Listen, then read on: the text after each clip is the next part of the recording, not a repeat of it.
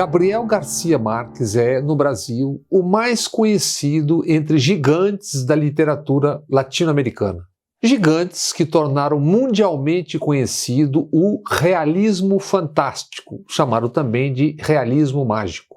Diante do que vive o Brasil há tempos, em especial nos últimos anos, é forçoso constatar: o realismo fantástico latino-americano dos anos 60, 70, por aqui, hoje, soa trivial, coisa para principiantes. Debate SBT-CNN. Tema mais citado: corrupção. E o mais veemente acusador? Bolsonaro. E exatamente na véspera do debate, esse monumento à honestidade havia levado uma bordoada no Supremo Tribunal Federal. Seu filho, senador Flávio Bolsonaro, havia obtido uma censura. Censura às reportagens do UOL e Folha de São Paulo sobre os 107 imóveis do clã Bolsonaro, 51 deles pagos com dinheiro vivo. Certo desembargador Demétrios, do Distrito Federal, mandou o UOL e Folha de São Paulo retirarem as reportagens do ar. No dia seguinte, o do debate onde Bolsonaro pontificaria sobre corrupção, o material voltou a ser publicado no UOL e Folha. Decisão provisória do terrivelmente evangélico ministro André Mendonça. Na véspera do honesto Bolsonaro ensinar como se deve combater a corrupção, mais más notícias para ele no UOL. As repórteres Juliana Dalpiva e Helenilce Bottari contaram: entre 2004 e 2005, Bolsonaro e o filho Flávio visitaram na cadeia ao menos 2 vezes o capitão Adriano da Nóbrega, acusado de assassinar Leandro dos Santos Silva, guardador de carros. Adriano, já condecorado por Flávio Bolsonaro na Assembleia do Rio de Janeiro e defendido por Jair Bolsonaro na tribuna da Câmara. Isso 4 dias depois de condenado por assassinato.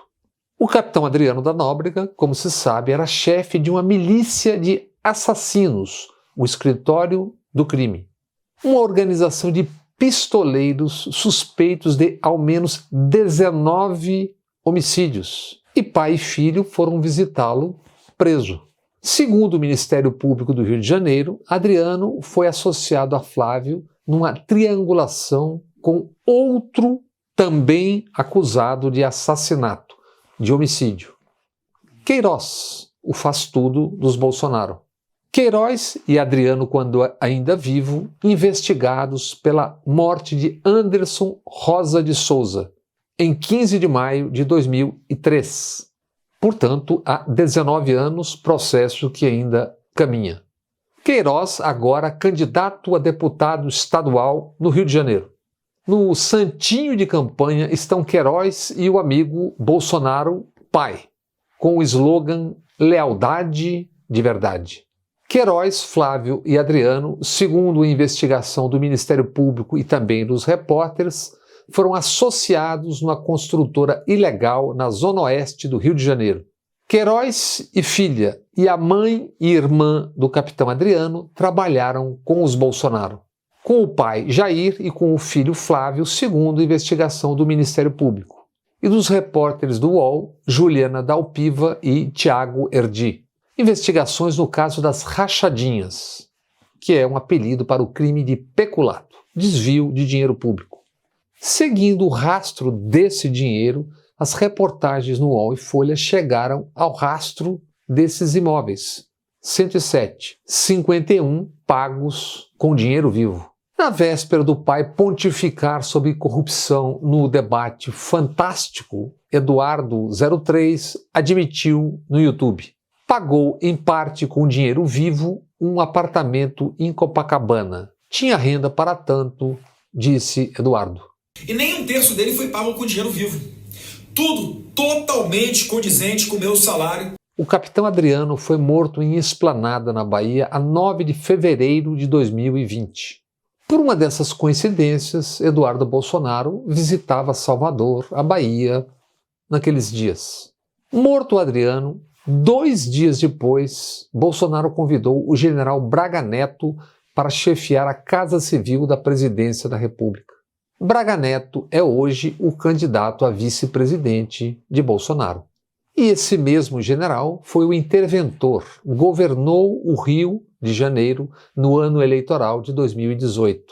Com os órgãos de informação das Forças Armadas e das polícias ao seu dispor, sabia e sabe muito sobre as milícias e o crime no Rio de Janeiro. Em setembro do mesmo 2020, Flávio Bolsonaro indicou o chefe da Polícia Civil no Rio de Janeiro, Alan Turnovsky, preso há 3 semanas. 2 dias depois de, no 7 de setembro, discursar e posar para fotos no palanque com o presidente e com Flávio Bolsonaro. Quando Marielle Franco e Anderson Gomes foram assassinados, Turnovsky e o delegado Maurício Demétrio foram flagrados na seguinte conversa, no seguinte diálogo. Gente, o enterro da vereadora será no Caju, cemitério no Rio. Mas alguém sabe onde será a comemoração? Dito isso, o que é o universo factual do realismo fantástico original? Um jardim de infância. E isso porque não chegamos ainda a Ana Cristina Vale, que foi casada com o Jair. Há pouco, Ana Cristina declarou ter comprado uma mansão em Brasília, que há 1 ano ela dizia ter sido apenas alugada. Mansão que, ao final, custará supostos R$3.200.000. Essa mansão, por apenas R$3.200.000 no Lago Sul, em Brasília, é coisa de Papai Noel. Mas esse negócio natalino não causou surpresa nem espanto, afinal, soube-se há dias. Cristina, a ex de Bolsonaro, movimentou R$9.300.000 entre 2019 e 2022. Revelados os fatos, a ex do probo presidente explicou: tenho 30 anos de trabalho na política, sou advogada, tenho minha fonte de renda, não devo satisfação a ninguém. Não deve satisfação e é agora candidata a deputada distrital em Brasília. Realismo sem barraco familiar não seria realismo e nem fantástico. Assim sendo, barraco e novo folhetim às vésperas da eleição. Michele tem um irmão Eduardo, candidato a deputado distrital em Brasília. Cristina, como vimos, também é candidata a deputada distrital em Brasília, usando o sobrenome Bolsonaro. Por conta do sobrenome, certamente também por conta do realismo fantástico, Michele chutou a ex do marido. Disse: meu irmão é o nosso único candidato ao cargo de deputado. Não existe apoio a nenhum outro candidato. A Michele, disse ser esse um alerta para os alpinistas que estão tentando subir na vida usando o nosso sobrenome. Jairzinho Renanzinho recusou e reagiu ao alpinistas e defendeu o uso do sobrenome Bolsonaro por parte da mamãe Cristina. Disse ainda Jairzinho Renanzinho muito singelamente: sou fruto dessa relação de parceria e muito amor. Ainda o casal real, o atual. A Polícia Federal investiga transações financeiras do gabinete presidencial. O principal ajudante de ordens de Bolsonaro é o tenente-coronel Mauro Cid, que é filho de um general também chamado Mauro Cid. O ajudante, o gabinete presidencial, teria pago contas de familiares de Bolsonaro e de Michele. A Polícia Federal quer saber se foi com dinheiro público. Michele tentou mudar de assunto. Em comentário no Instagram alheio, chamou Bruna Marquezine, vejam bem quem, Bruna Marquezine, de feia e vulgar. Mas não deu certo. Nas redes sociais juntaram Lé com Cré.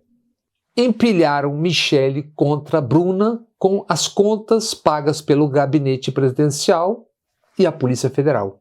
E assim, nas redes sociais, a casa presidencial subiu, ou seja, caiu. Mas voltemos ao debate do SBT, CNN e demais. Debate com muitas parcerias, muito realismo fantástico e pouco amor. Reta final da eleição e eis que subitamente despenca no debate um novo candidato. Um tal Kelmon que diz ser padre. Nos últimos dias, igrejas várias o têm desmentido. Fogem dele como o cramunhão foge da cruz. Em resumo, o padre que não é padre, ou padre é de uma igreja de si mesmo, é um avatar de Robertão Jefferson, o dono do PTB, que no momento encontra-se recolhido em prisão domiciliar. Não podendo disputar a presidência da República, mandou um clone. Se Robertão Jefferson já é aquilo, imaginem o que é o seu sub. O padre de bandana prestou-se à baderna e serviu de escada para o Jair. Também ele, o padre, deitou falação sobre corrupção, como fizeram Ciro Gomes, Simone Tebet e a dupla do 1% ou nem tanto, Soraya Tronic e Felipe Dávila. A senadora Soraya fez referências algo heterodoxas à vara curta de Bolsonaro.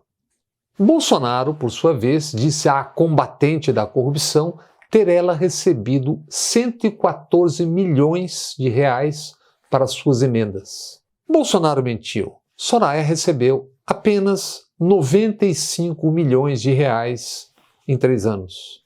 Emendas do orçamento que segue secreto para os eleitores. 54 bilhões de reais em 3 anos. Ninguém sabe quem e para que exatamente. Soraya, sempre numa pegada heterodoxa, citou numa mesma, digamos, via, ao mesmo tempo, leite condensado, Viagra e prótese peniana. O que é? Não reajusta a merenda escolar, mas gasta milhões com leite condensado. Tira remédio da farmácia popular, mas mantém a compra de Viagra. Não compra vacina para a Covid, mas distribui prótese peniana para os seus amigos. O que é? Certamente ranger de dentes nos quartéis. Já Felipe Dávila, o liberal do Novo, disse o que anda repetindo por aí. Eu sou um brasileiro como vocês. Portanto, caro amigo, cara amiga, fique informado, informada. Você tem declarados ao menos 24 milhões de reais. Como o candidato Dávila, que é um brasileiro como você. E, como iguais que são, você automaticamente se torna também genro do Abílio Diniz, como é o Felipe Dávila. Do alto do seu 1% ou nem tanto, Felipe Dávila conclamou a nação. Está na hora de enquadrar o Supremo Tribunal Federal. Agora vai. Simone Tebet, duras falas contra a corrupção no debate. Sem precisar esmiuçar seu voto em 2018 no Bolsonaro ou não e suas parcerias na política e no agro, é preciso dizer: qualquer candidato do MDB pode até ter autoridade pessoal, mas não tem autoridade partidária para falar em corrupção. O prontuário de tantas das suas lideranças não permite tamanha hipocrisia. Só 5% nas pesquisas dados a um partido tão grande revelam algo. Revelam como a população, o chamado o povo, há décadas enxerga o MDB de Simone Tebet. Realismo fantástico. Com o MDB, então PMDB, nasceu a Nova República. Nasceu, diga-se, num derrame de caixa 2, tanto para Paulo Maluf quanto para a campanha de Tancredo Neves.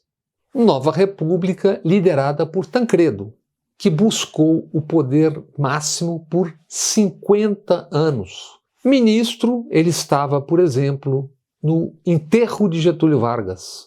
Quando, enfim, chegou à presidência em 1985, Tancredo entrou no palácio num caixão. Quase 30 anos depois, em 2014, com um enorme caminho pela frente, Aécio Neves, neto de Tancredo, não aceitou o resultado da eleição presidencial. Mal aconselhado, guiado pelo ressentimento diante da derrota eleitoral, Aécio enterrou a nova república arquitetada pelo avô, Tancredo Neves. Ciro Gomes, à parte sua reconhecida franqueza, político algum pode abrir mão de estratégias, de táticas. As de Ciro seguem sendo algo que só ele e muito próximos sabem quais são. À parte sua franqueza, qualidades e direitos. Salvo uma hecatombe nuclear, Ciro não tem chance alguma de vencer essa eleição, de chegar ao segundo turno. Nem por isso está obrigado a apoiar quem quer que seja. Ele é candidato e sua consciência lhe dita o que fazer. E ponto. Os eleitores o julgarão. Foi assim no Ceará, por décadas muito bem avaliado.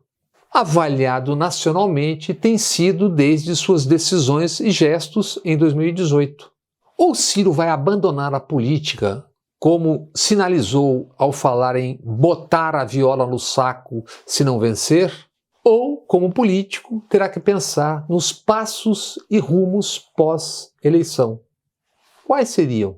Seus, hoje, 6% correm sérios riscos de serem atropelados pelo voto útil nesta reta final. E isso independe da sua vontade manifestada nesta segunda-feira. No seu Ceará, na última recente pesquisa do IPEC, Ciro tem 10%, Lula tem 63% e Bolsonaro 18%. Candidato ao governo do Ceará, Eumano de Freitas, do PT, segundo o IPEC, saltou de 22% para 30%. O capitão Wagner, até então na dianteira, caiu de 35% para 29%. E Roberto Cláudio, candidato do PDT de Ciro, tem 22%. O candidato de Ciro tem 5 dias para atropelar o capitão Wagner e chegar ao segundo turno. Derrotas nacional e em casa seriam pesadíssimas para os passos seguintes, sejam quais forem, se forem na política. Incompreensível na reta final de uma eleição presidencial, Ciro e sua campanha envolvidos em enfrentamentos com Tico Santa Cruz, Gregório do Vivier e com Caetano Veloso. Caetano, que como Tico foi chamado de vida ganha por Ciro Gomes, respondeu: Brizola dizia que artista não dá voto, mas tira. Então...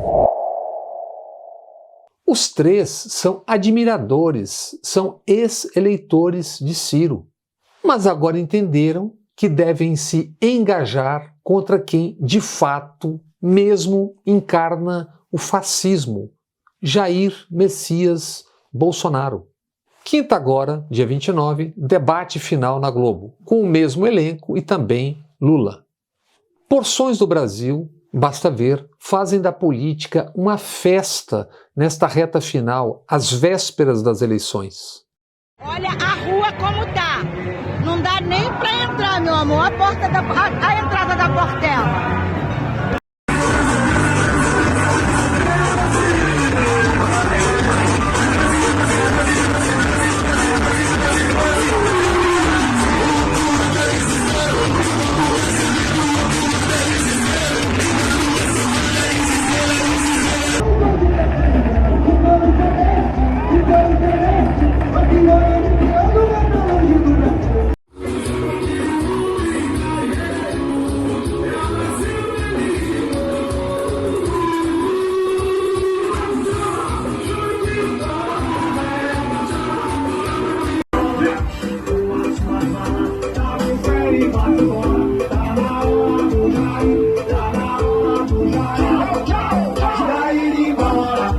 Outras porções provocam o confronto, a violência, dão tiros, socos, pontapés, agridem.